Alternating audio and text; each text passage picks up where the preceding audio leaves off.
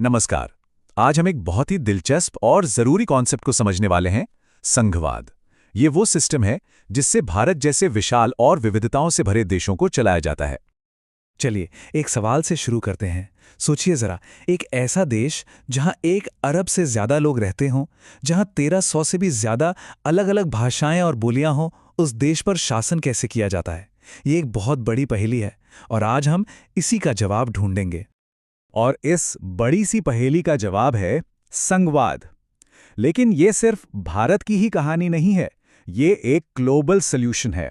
दुनिया के 25 बड़े देशों ने इसी मॉडल को अपनाया हुआ है। इसका मतलब है कि दुनिया की लगभग 40% आबादी, यानी हर 10 में से 4 लोग एक संघीय व्यवस्था के तहत रहते हैं। तो चलिए शासन की इस पहेली के टुकड़ों को एक एक करके जोड़ना शुरू करते हैं, क्योंकि जब देश इतना बड़ा और विविध हो तो उसे चलाना वाकई एक पहेली सुलझाने जैसा ही है। देखिए, किसी देश को चलाने के लिए मोटे तौर पर 2 रास्ते होते हैं। एक तरफ है बेल्जियम, जिसने अपनी अलग-अलग भाषा और संस्कृति वाले इलाकों को साथ रखने के लिए अपनी पावर को रीजनल सरकारों के साथ शेयर किया। वहीं दूसरी तरफ है श्रीलंका, जहां आज भी ज्यादातर पावर सेंट्रल गवर्नमेंट के पास ही है। और हम सब जानते हैं कि इन दोनों रास्तों के नतीजे कितने अलग-अलग रहे हैं। तो फिर ये संघवाद जो इस पहेली का हल है, आखिर है क्या चीज? चलिए इसे ठीक से समझते हैं।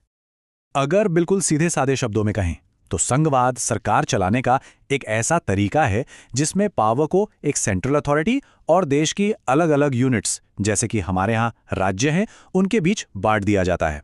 मतलब सारा खेल पावर शेयरिंग का है। अब देखिए, संघवाद का मतलब सिर्फ सत्ता बांटना नहीं है, इसके कुछ पक्के नियम होते हैं। यहाँ 7 सबसे जरूरी बातें हैं।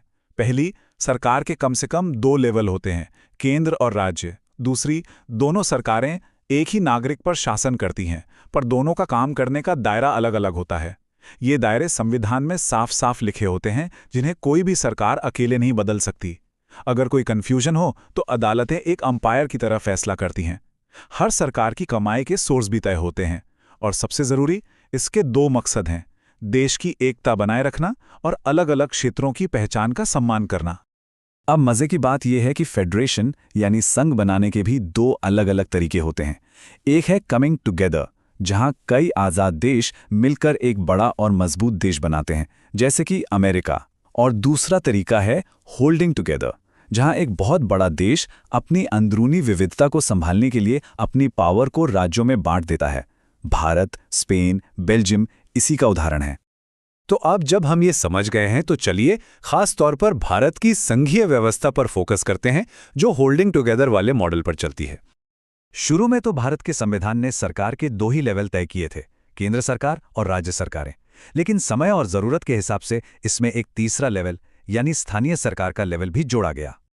तो ये शक्तियों का बंटवारा होता कैसे है? संविधान ने इसका बहुत ही साफ साफ रास्ता निकाला है, 3 लिस्ट्स के जरिए। पहली है संघ सूची, जिसमें देश के लिए जरूरी मामले हैं, जैसे डिफेंस, बैंकिंग, फॉरेन अफेयर्स। इन पर सिर्फ केंद्र सरकार कानून बना सकती है। फिर है राज्य सूची, जिसमें पुलिस, खेतीबाड़ी जैसे मामले हैं, जिन पर राज्य सरकारें काम करती हैं। और एक तीसरी है समवर्ती सूची, जिसमें शिक्षा, जंगल, शादी जैसे विषय हैं, जिन पर केंद्र और राज्य दोनों कानून बना सकते हैं। अच्छा, ये तो हो गई संविधान और कानून की बातें, पर असल में जमीन पर भारत में संघवाद कैसे काम करता है, चलिए अब इसे देखते हैं।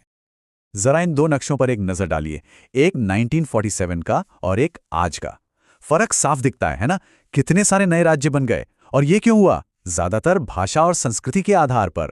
यह दिखाता है कि भारत के संघवाद ने देश की विविधता को दबाया नहीं, बल्कि उसे जगह दी, उसे अपनाया। और भारत में भाषाओं की ये विविधता कितनी जबरदस्त है, वो ये चार्ट दिखाता है। 2011 की जनगणना के हिसाब से हिंदी बोलने वाले लगभग 44% लोग हैं। मतलब कोई एक भाषा ऐसी नहीं है जिसे आधे से ज्यादा लोग बोलते हों। सैकड़ों भाषाएं और बोलियां हैं जो संघवाद को और भी जरूरी बना देती हैं। और इसी लचीलेपन ने, मतलब अलग-अलग भाषाओं को सम्मान देने की नीति ने, देश को टूटने से बचाया। इसने हमें श्रीलंका जैसे हालात से बचाया, जहां भाषा को लेकर बहुत बड़ा संघर्ष हुआ। तो ये साफ है कि भारत की एकता का राज उसकी विविधता को एक पहचान देने में है, उसे खत्म करने में नहीं। संघवाद को असल में मजबूती देने वाला एक और बड़ा मोड़ आया 1990 के बाद, जब केंद्र में किसी एक पार्टी को बहुमत मिलना बंद हो गया और गठबंधन सरकारें बनने लगी, तो क्षेत्रीय पार्टियों की अहमियत अचानक बहुत बढ़ गई। इसी दौर ने पावर शेयरिंग और राज्यों की आज़ादी का सम्मान करने का एक नया कल्चर पैदा किया। चलिए अब बात करते हैं संघवाद की सबसे निचली लेकिन शायद सबसे जरूरी परत की, यानी शक्ति का विकेंद्रीकरण, पावर को बिल्कुल ग्रासरूट लेवल तक ले जाना। विकेंद्रीकरण का आइडिया बहुत ही सिंपल है। जब पावर केंद्र और राज्य सरकारों के हाथ से निकलकर लोकल गवर्नमेंट यानी स्थानीय सरकार को दी जाती है, उसी को विकेंद्रीकरण कहते हैं। इसके पीछे सोच ये है कि लोकल प्रॉब्लम का सबसे अच्छा सॉल्यूशन लोकल लोगों के पास ही होता है। और भारत में इस तरफ सबसे बड़ा और ऐतिहासिक कदम उठाया गया साल 1992 में, जब संविधान में एक बहुत बड़ा बदलाव करके लोकतंत्र के तीसरे लेवल यानी पंचायत और नगरपालिकाओं को संवैधानिक दर्जा और असली ताकत दी गई। इस एक बदलाव ने जमीनी लोकतंत्र की पूरी तस्वीर ही बदल दी। अब लोकल बॉडीज के चुनाव रेगुलर कराना जरूरी हो गए।